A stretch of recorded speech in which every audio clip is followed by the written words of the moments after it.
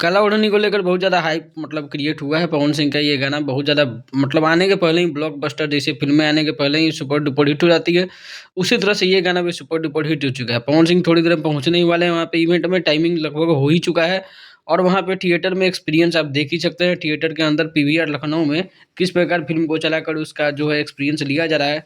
दर्शक काफ़ी मात्रा में वहाँ पे पहुँच चुके हैं और थोड़ी देर में इवेंट भी लगभग शुरू हो ही जाएगा। और गाने को लगभग 3:30 के लगभग ग्लोबल म्यूजिक जंक्शन पे चैनल पे प्रीमियर किया गया है।